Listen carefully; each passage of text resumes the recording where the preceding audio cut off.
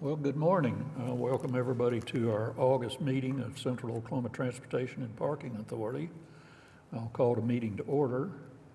We do have one item from the chairman, that is election of officers for the coming year. I'd like to nominate Chris Kaufman as president. President. Or chairman. The president. President, chairman. I'll second the motion. All in favor?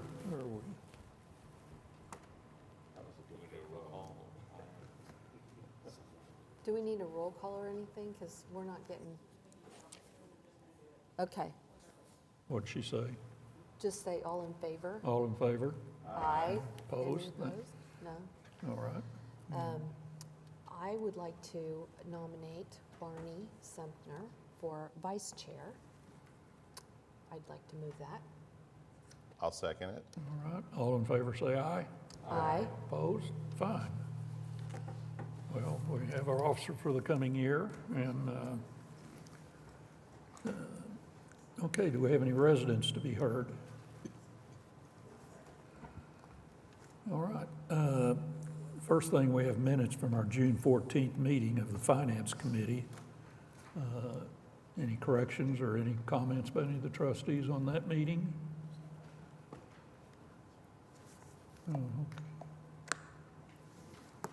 It's been moved and seconded and passes to those minutes, and the minutes of our July 1st COPTA board meeting. Any additions or corrections?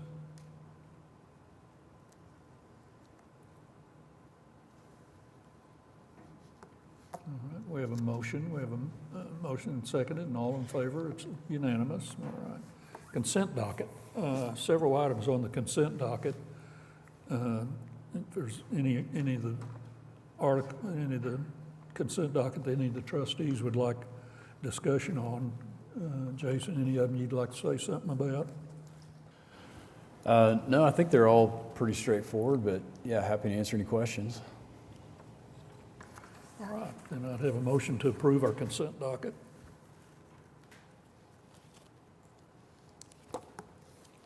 It's been moved and seconded. All in favor have voted, so the consent docket is approved. All right, our items for individual consideration. It's a contract for Regatta Park improvements at the Boathouse district. And I guess we've been working on that quite a while and finally got it resolved. Oh, Yep. Yes, sir. I'll take it, Corey. So this item here, as you had mentioned, Mr. Chairman, is award of contract for the improvements that we've actually bid twice now for improvements to Regatta Park. Won't go through the details of what was in the project. I know we've covered it a couple of times. But we are here today to award a contract with the board approval.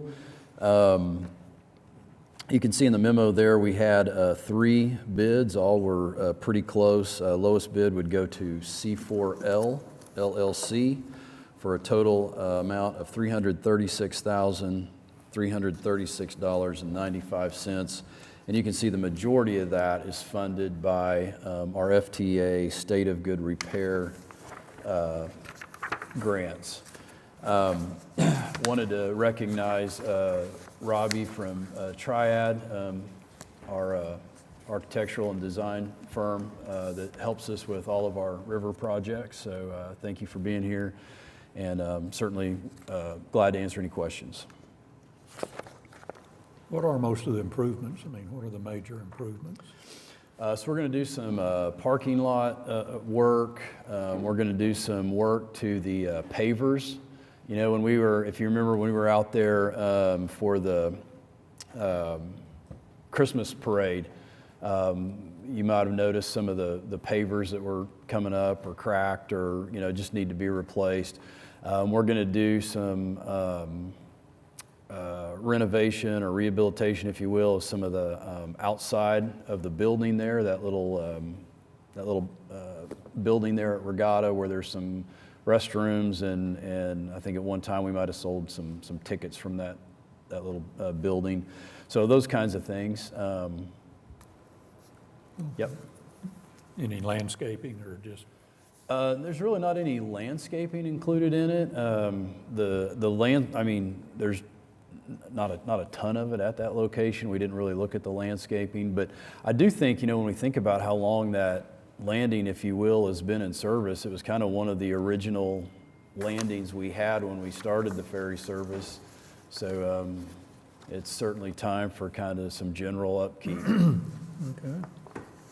Any questions? I guess I should make one clarifying point here. So the memo indicates that the State of Good Repair grant is 5337 FHWA, which is federal highway. It gets a little complicated in that some of the funds we receive for river operations are a transfer from FHWA to FTA. Some of them are straight from the FTA, so don't know if that improved the communication at all, but I said FTA and the memo's printed FHWA. So it all comes from the DOT. How about that? Okay. All right. All right. Any questions? Then I'll have a motion and a second. All in favor? Motion passes. All right. Item B is professional service agreement on our automatic vehicle locator system that I guess is really an upgrade to our current system, but you might want to explain that to any of the trustees. Yes, really look forward to talking about this item and kind of catching the trustees up with where we've been and the progress we've made on selecting this vendor. And as you know, we implemented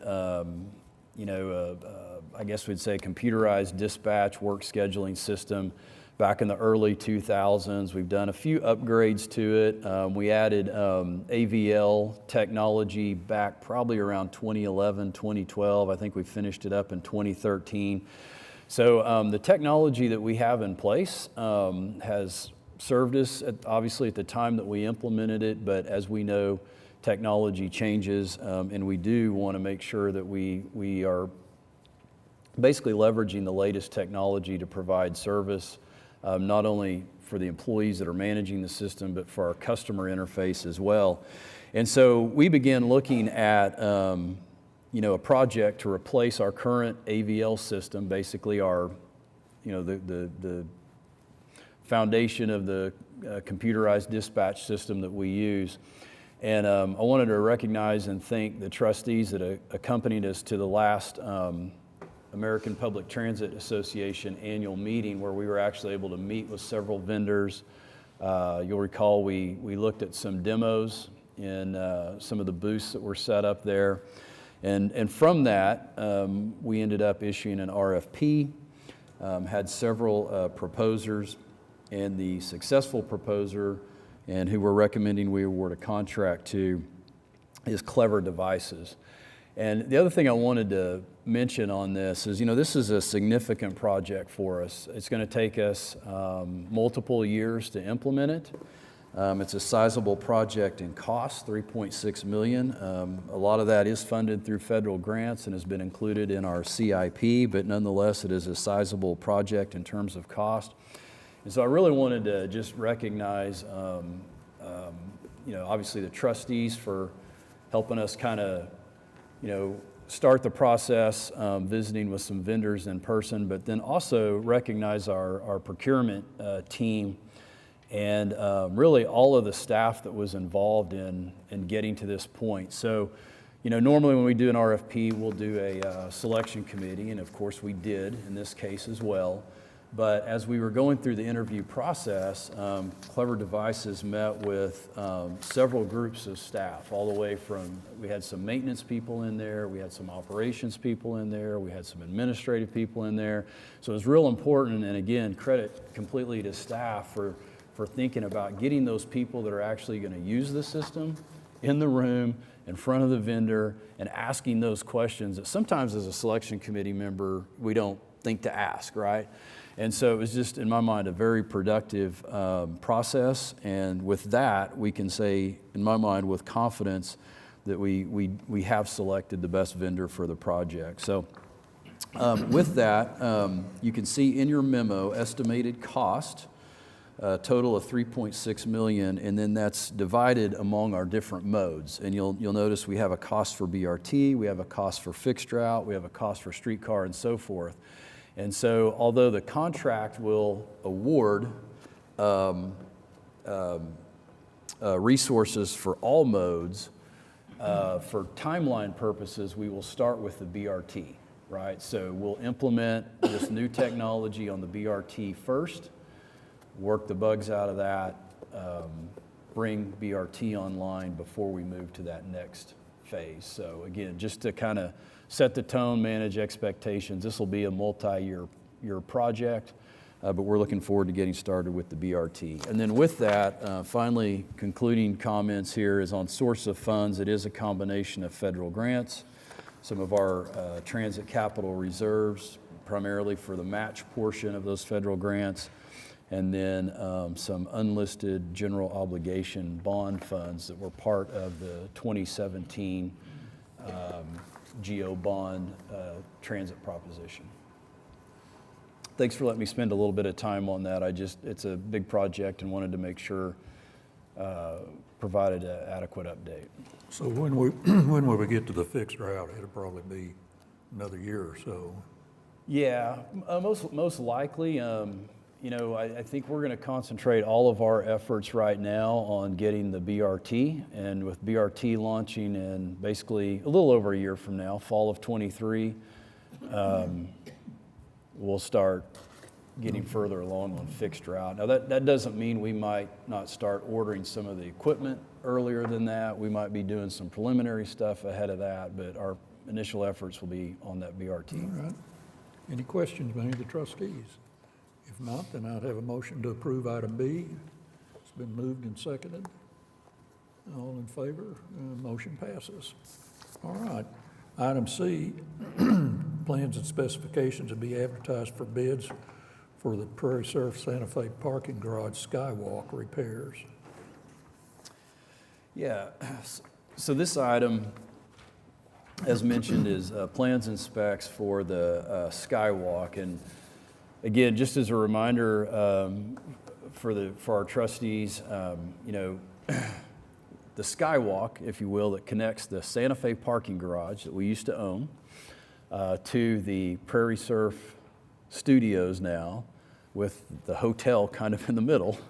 COTPA has owned and been responsible for the connection from the Santa Fe parking garage to the hotel, and then the city, or more specifically the PPA, I believe, has been responsible for the hotel to Prairie Surf studios.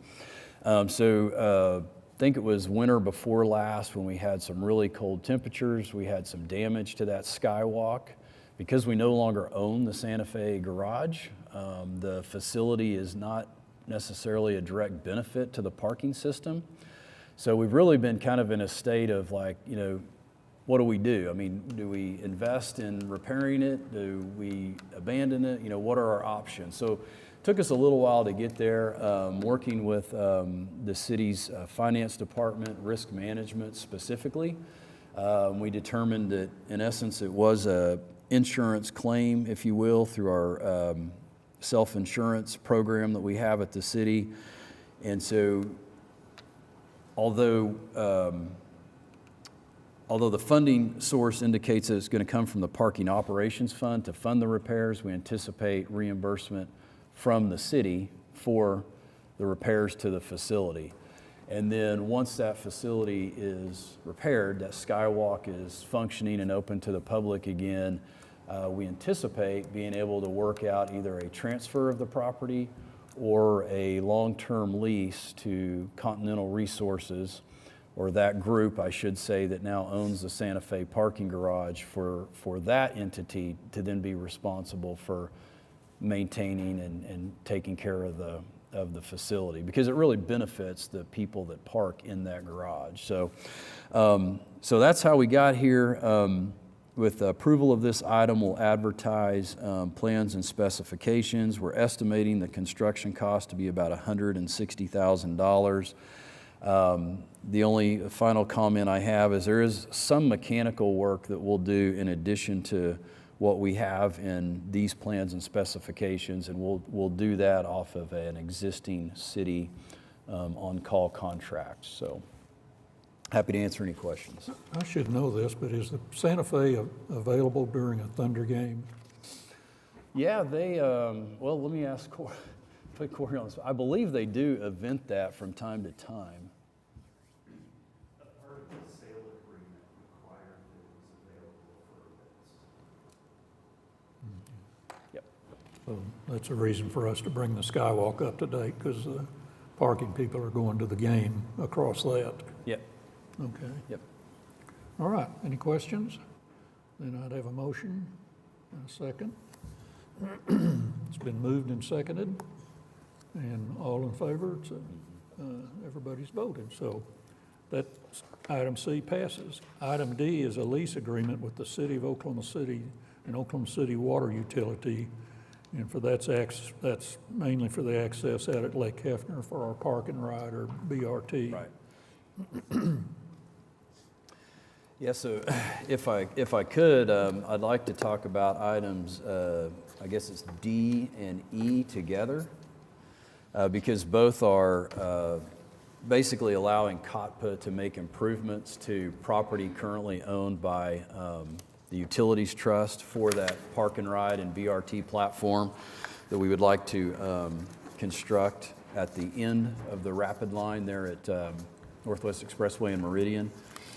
And I think probably the easiest way to explain what we have here is there's an exhibit in your packet for item D. Kind of looks like this right here, but there's two pieces of property that we're really looking at with these two items. If you have the exhibit in front of you, there's a rectangular piece in gray. That is property that is actually going to be transferred to COTPA, and that's where we'll build our platform, where the bus will actually approach, customers will board and alight. The other surrounding property that you see in the gray hatched area is property that we're going to lease.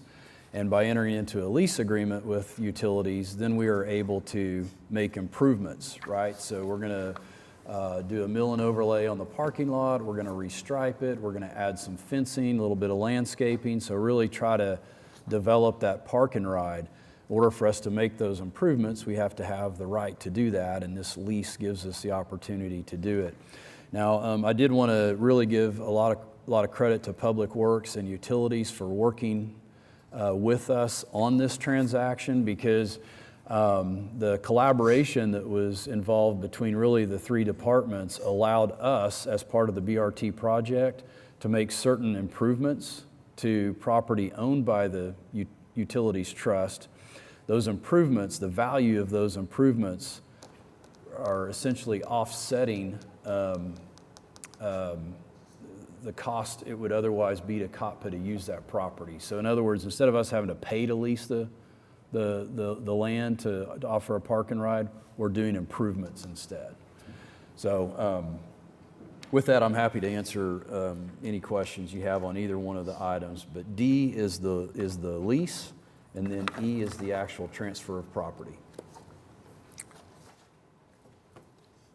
Then there's another photograph here. Where's the pickup going to be for the BRT there? Is it? Yeah, so the pickup is going to be basically just as the bus makes a right turn off of Northwest Expressway onto Meridian. You'll see a parking lot off to the right, and the BRT platform will be essentially on the furthest west portion of kind of where that parking lot is. Okay, So right in here. yeah. All right. Any questions, any of the trustees? Then I'd have a motion to approve item D. It's been moved and seconded and unanimously approved, and then a motion to approve item E.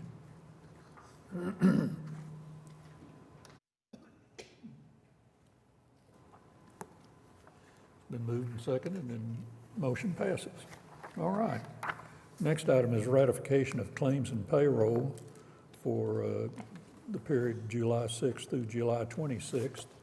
Any questions by any of the trustees on that? Then I'd have a motion to ratify. It's been moved and seconded and passes. All right, receive our financial reports. Suzanne, I guess, is gonna. Good morning. Good morning, Chairman and trustees. Hope you're enjoying this humid morning like I am. All right, so in your finance packet today, we'll be looking at the entire fiscal year 22. So I thought I'd actually start us out on page 1 and give you an overview of operations that we normally do, kind of dive into the details at the beginning. So on page 1, this is fiscal year 2022 year-end budget to actuals for combined operations.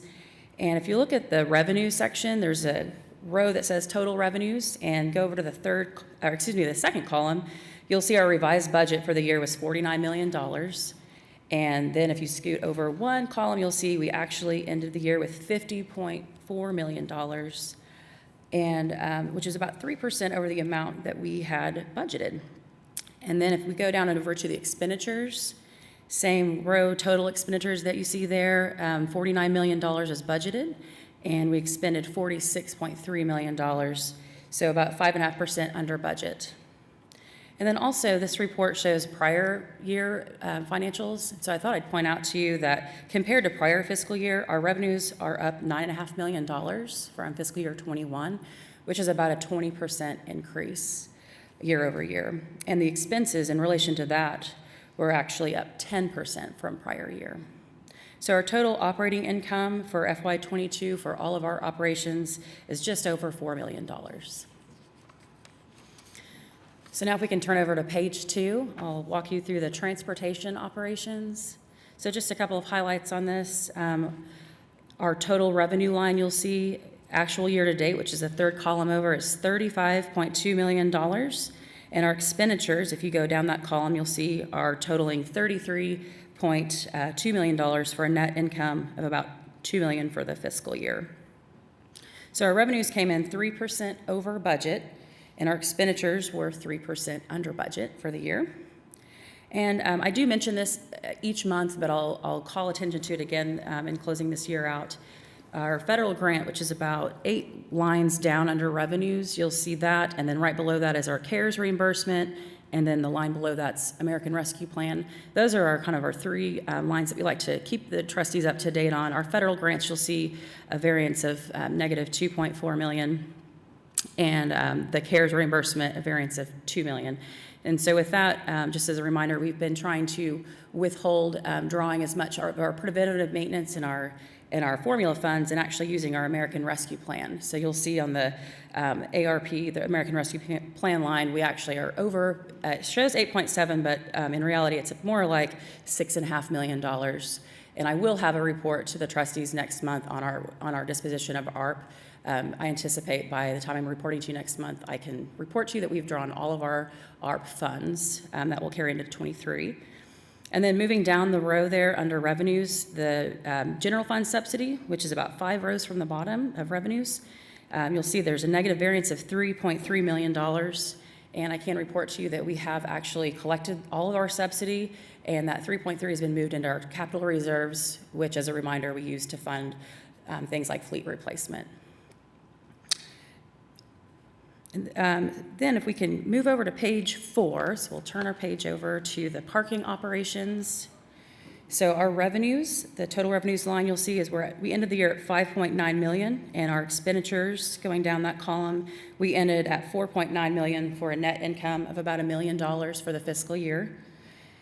So our revenues came in 14% over budget, and our expenditures came in 5% under budget.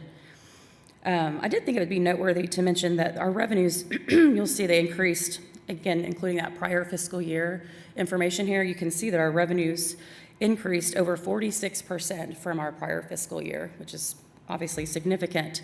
And it's largely due to the success of the convention center garage and downtown events making a dramatic recovery.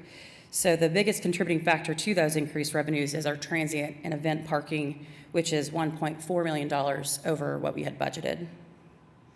So if we move down to the expenditures area, you'll see that our parking garage operations, which is that first row under expenditures, came in under budget about $723,000. But you'll see the footnote, we still have one unrecorded expense, which is the final invoice for the year of $166,000. So just wanted to comment on that so that you know that variance will come down just a little bit. And part of the savings in our operations line is modernized technology, which means we don't have to staff events as much as we have in the past. So that's part of our savings there. And the final note I wanted to mention to you is in the fund balance section, at the very bottom there, you'll see that it reflects we ended the year with adding $1 million to fund balance. But in actuality, if you look under expenditures, the last row, you'll see transfer to capital. We actually transferred $1 million in fiscal year 22 to our capital reserves for parking. So really, we've ended the year with adding $2 million to parking's fund balance. Moving over to river cruises, page 5. Our total revenues for river cruises was $844,000, and our expenditures were $768,000. The revenues came in 2.5% under budget, and expenditures 11% under budget. So we ended the fiscal year with adding operating income of $76,478. I thought it would be just an interesting notation for you to notice that under our revenues, fourth line down, concessions. So notwithstanding the general fund subsidy, which is $722,000, if you take that out, concessions account for 30% of the revenues we collected in FY22. So that, of course, the rest being general fares, specialty cruises, and charters. So someone's doing a great job stocking the concessions on our river cruises. Keep up the good work. All right, let's move over to page 6, please. That is going to be our Spokies operations. So we ended the fiscal year with revenues at $159,000 and expenditures at $110,000. The revenues came in 4% over budget, and our expenditures 28% under budget. So we ended the fiscal year with an operating income of just under $50,000. And again, looking at prior fiscal year, you'll see that's a significant add to our fund balance for Spokies. And the final report we have here is streetcar over on page 7. So the total revenues for streetcar in fiscal year 22 were $5.56 million, and our expenditures are $4.6 million. So the revenues came in less than 0.5% under budget, so just about hit that target, and our expenditures were 18% under budget.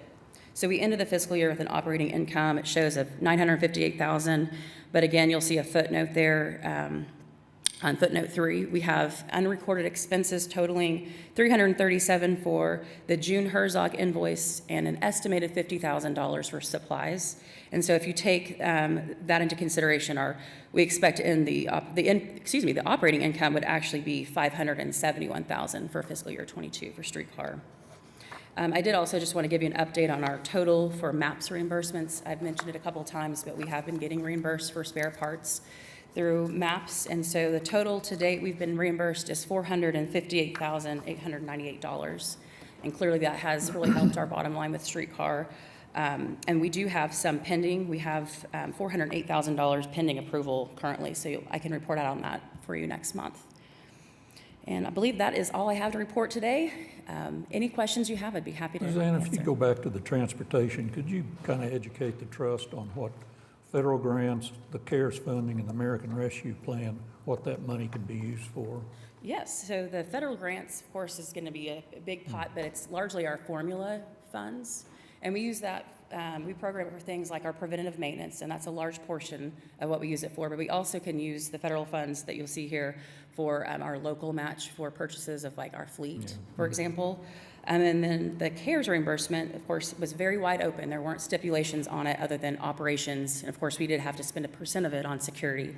And so in this fiscal year, we've used some of that to supplement our preventative maintenance. We have about $1.6 million left over as of a June 30 report.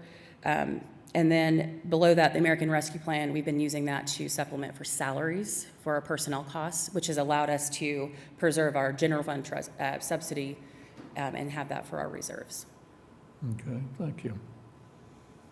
Any other questions by any of the trustees? Thank you. Thank you. Then I'd have a motion to receive our financial reports. It's been moved and seconded and unanimously approved. Thank you. Our program reports, the only one I have indicated is the transit system report. Jesse? Good morning. Good morning, Chairman, trustees. How's everyone doing? All right, let's jump into it. Maybe. All right, so as always, I'll provide a quick update on the BRT. This is our schedule. It's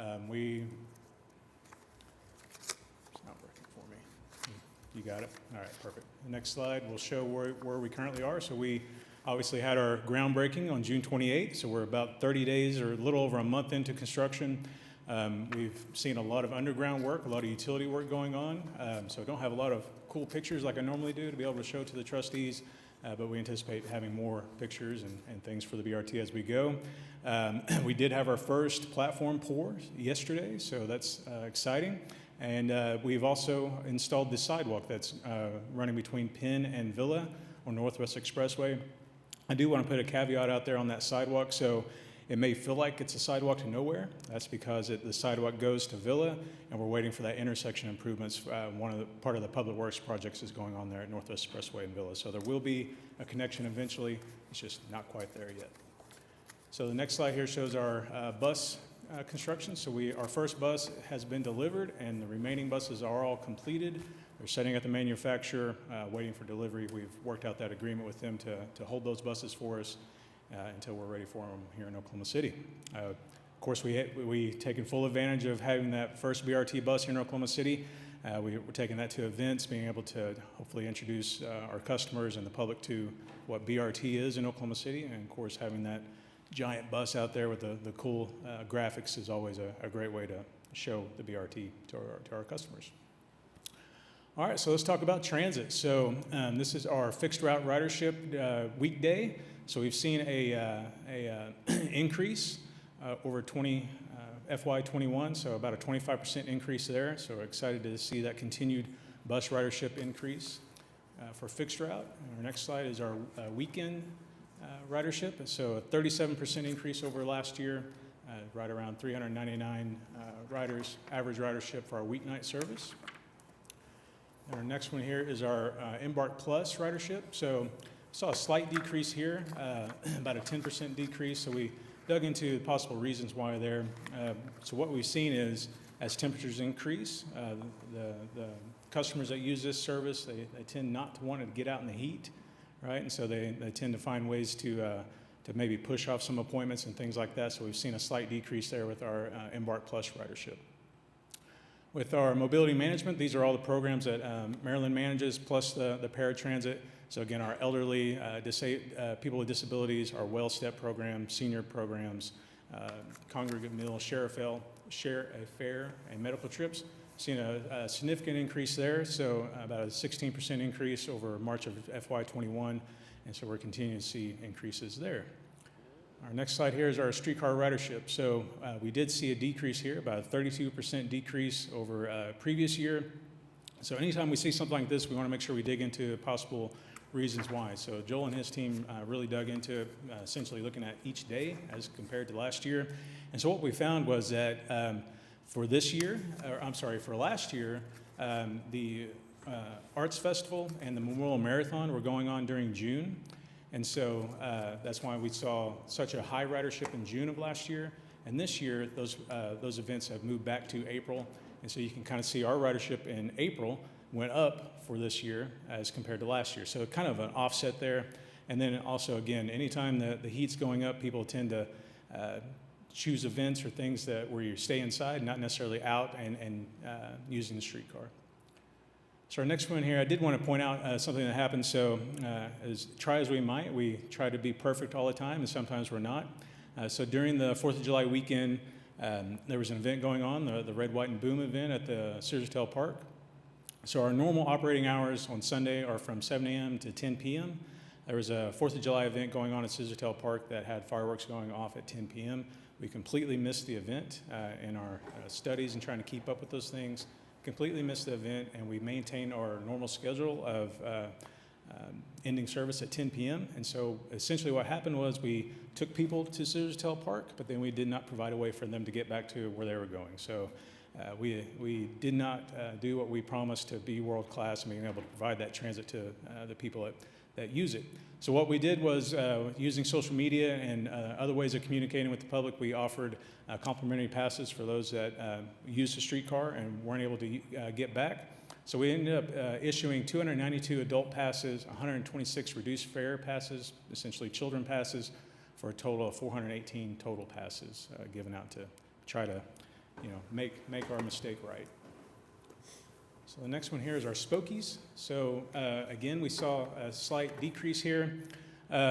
So as we dug into this also, so what we found was essentially Josh, our main man over there that oversees Spokies, he is a one-man team. And so as we were transitioning over to our new electric assist bikes, he was focusing on getting those operational. So those showed up essentially in a box, and he had to put them together, right? So he was focusing on that, but he's also trying to focus on making sure that he's maintaining the system that was already out there. And so we were starting to see a little bit of downtime on some of the system that was out there as he was trying to transition. And then again, the heat played a factor into this also. Again, not a lot of people want to be out riding bikes at 110 degrees. So saw a slight decrease there. Our river, I do want to point out that I do have a typo here, so I carried over the Spokies ridership. Apologize for that. But essentially, we are starting to see an increase with our Oklahoma River cruises. And then before I move on to the next couple of slides here, I did want to point out Mark and his team. So, we had some pretty heavy storms back in July, and we had some power lines that actually went down on the river. And so we had to suspend service. We actually had a boat that was essentially trapped at our Regatta landing there. And so Mark and his team, they were able to get the customers that were on that boat, were able to get them off the boat and get them back to their cars, suspended that ride, and then Joel and Mark, they worked together to make sure that we had security at that landing all night while the boat was there, just making sure that we're maintaining and taking care of our assets. The power lines are actually down in the river for 2 days as OG&E worked to get those power lines out of the river and working together. But we were eventually able to get the boat back to the main landing there and take care of it. So FY22 accidents. So I wanted to point out some of the items here. So for FY22, we had approximately 44 preventable accidents. So it's exactly what it sounds like, right? So there was an accident that the operator or staff, there was really no way to prevent that accident from happening. And then we had 51 non-preventable accidents. So that's essentially like, operator error or something like that. So I did want to point out a few things. So if you notice there in February 2022, you see a pretty large spike there, right? So 11 non-preventable accidents. So if you remember back in February, that's when we had that major snowstorm. And so there was a couple instances of where, as the bus was approaching to come up to a stop to pick up a customer, it might have slid just a little bit toward the curb and maybe bumped a mirror or something like that. But most of our non-preventable and preventable accidents equate to just small items like a broken mirror or something like that.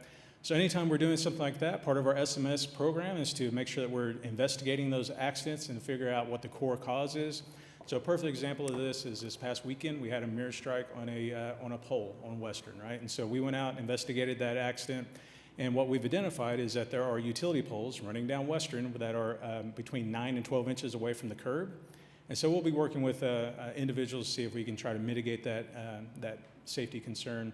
And anytime we run into something like that, we're always going to try to investigate that and try to mitigate those things. That's all part of that SMS practice that is part of our PTASP that the board has approved. All right, so our next one here, FY22 road calls. So this is miles between road calls, right? So if you notice, for FY22, we're starting to see a slight decrease. And so we dug into that, what the possible root causes were there.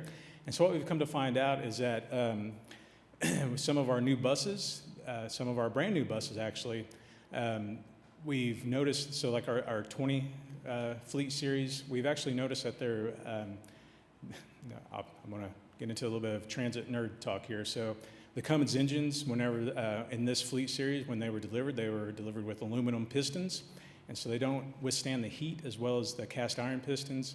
And so there's essentially a recall on some of those Cummins engines. And so we as we're running those motors, we started seeing some failures.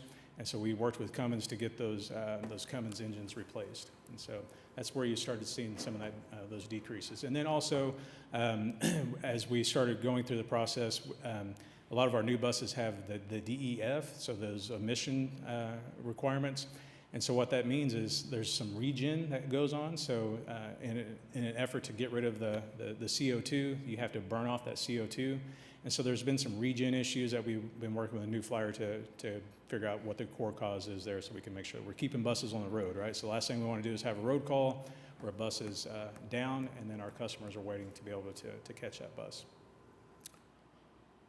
All right, that was it. A lot of info. Be happy to answer any questions, concerns, thoughts. Well, you ought to be pleased that our ridership for 22 fiscal year, the pretty dramatic increases. It is, yeah, it's very exciting. It's exciting to see people come back to using public transit, absolutely. In almost every service we provide. Yep, yeah, absolutely. Good time to be in transit. You were going to have a question, I saw you. I have no question. Oh, okay. You thought you were getting ready. All right, any questions, any of the trustees? All right, thank you. Yeah. All right, we have a motion to receive that reprogram report. It's been moved and seconded and passes unanimously. Jason, any other comments you'd like by anybody on any of the programs? Yeah, if we could, we'd like to have an opportunity to introduce our new parking contractors, and I think Corey's going to do that. Good morning. Morning. Last month, a contract or a parking services agreement was approved by PCI for PCI. Transition started about 30 days ago behind the scenes. They've been on the job taking care of day-to-day operations for just under 34 hours now. Like to introduce Brian Kurd, president of the company, make a few comments.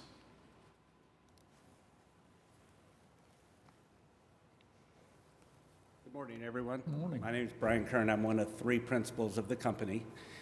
We've been around for a long time, both myself and my one partner. We've been actually part of this operation for over 20 years. Jack actually started this back in 20 for Republic Parking, and so we are very happy to be back. We have a lot of knowledge. We appreciate the opportunity. We're built, and our focus is municipal operations like this, working with clients who are progressive in their thinking and bringing in new technology and just making it a great operation. I brought my colleague, John Rouse. John is our regional manager. John will be coming in on a quarterly basis and working with the local team, working with Corey and making sure everything is going exactly what we promised in our presentation and our proposal. And our focus is to make sure that we always have great meetings, so when we come to town and meet with Jason and Corey, everything's going well. But we very much appreciate being here. Thank you. One of your comments during the selection committee was retention of employees. What's been the situation there with retention of the current employees? We have been able to keep every one of them, with the exception of one. Unfortunately, there was something in the background check that we just had to make that decision, but every employee has stayed with us. They're all on board. They're getting trained. They're going through our process. They've gone through the whole onboarding, and everything's set. They're in our new uniforms and doing well. Good. Is that your uniform? This is actually not the uniform we're using here. This is our uniform that we've used in a couple of our other locations. But the uniform we have here has the Embark logo, and it's got our logo on the sleeve. Okay. They look very sharp, and we appreciate Corey getting all of that for us. And again, the local team has been great over the last 4 or 5 weeks and working with us, and it actually has been a great transition. Everything's gone smoothly. Well, welcome aboard. Thank you very much. Thank you. Well, this may be a record time for a meeting, I don't know. Don't mess it up, Chris. And you've got to go change clothes for the pictures, don't you? No, I'm not changing. Okay. Thanks for the compliment there. Okay, well, Any items by any of the trustees?